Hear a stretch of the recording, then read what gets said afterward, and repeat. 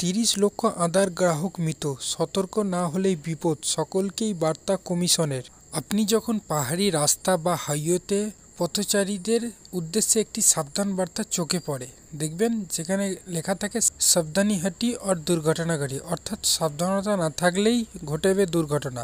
চলতি এসআইআর পর্বে একই বার্তা নির্বাচন কমিশনেরও। খসড়া ভোটার তালিকা প্রকাশের আগে এইভাবে এই কাজে যুক্ত সকল আধিকারিককে সতর্ক করেছেন কমিশন। সম্প্রতি জেলা প্রশাসনগুলিকে দেয়া কমিশনের বার্তায় বলা হয়েছে, একমাত্র সই হয়ে ফিরে আসা ইমিগ্রেশন ফর্মগুলির ভিত্তিতেই তৈরি হবে খসড়া ভোটার তালিকা। তাতে মৃত, অনুপস্থিত বা ভুতুড়ে ভোটারের তথ্য পাওয়া গেলেই কড়া পদক্ষেপ হবে। এমনকি নতুন ঠিকানায় চলে গেলেও যাদের নাম পুরনো ঠিকানায় থেকে গিয়েছে সংশোধিত করতে হবে, তাও জেলা নির্বাচন আধিকারিক, ইলেকটোরাল রেজিস্ট্রেশন অফিসার, সহকারী ইআরও বা বুথ লেভেল অফিসারদের ব্যাপারে সতর্ক ও সংবেদনশীল হওয়ার কথাও মনে করিয়ে দিয়েছে কমিশন। সম্প্রতি আধার কর্তৃপক্ষ সঙ্গে বৈঠক করেছে কমিশন।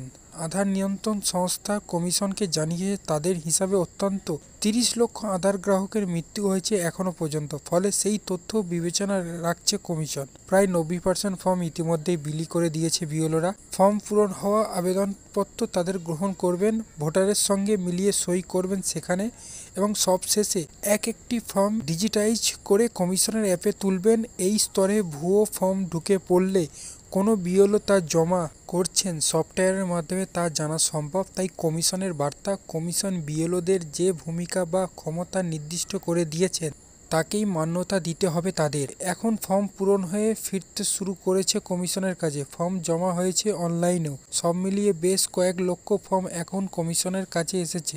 যাদের নাম এখনকার ভোটার তালিকায় এবং গত এসআইআরে রয়েছে তাদের নাম এমনিতেই অনুমোদিত হয়ে যাবে। তবে মৃত, একাধিক ঠিকানায় নাম থাকা, অনুপস্থিত বা অস্তিত্বহীন ভোটারদের নাম বাদ দেওয়া কমিশনের লক্ষ্য।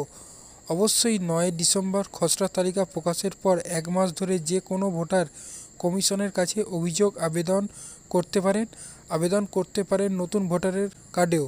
এর পরের ধাপে সবচেয়ে গুরুত্বপূর্ণ ভূমিকা ইআরও, এইআরওদের। কারণ প্রতিটি আবেদনপত্র এবং জমা পড়া নথি খতিয়ে দেখবেন তারাই।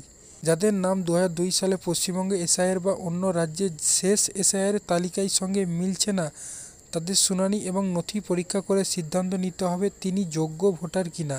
এসআইআর নিয়ে খুবই একটি গুরুত্বপূর্ণ আপডেট এসেছে। আশা করি এই আপডেটটি শুনে আপনাদের বুঝতেই পেরেছেন এসআইআর নিয়ে নির্বাচন কমিশনের কি বক্তব্য, এবং সেই সাথে আধার নিয়ে যেসব মৃত আধারের তালিকা আছে সমস্ত কিছু নিয়ে একটি বড় আপডেট উঠে এসেছে। ভিডিওটি ভালো লাগলে অবশ্যই ভিডিওটি একটি লাইক করবেন। এরকম ভিডিও পাওয়ার জন্য অবশ্যই চ্যানেলটি সাবস্ক্রাইব করে পাশে থাকা বেল আইকনটি প্রেস করে নেবেন। চলুন দেখা হচ্ছে একটি নতুন ভিডিওতে। ধন্যবাদ।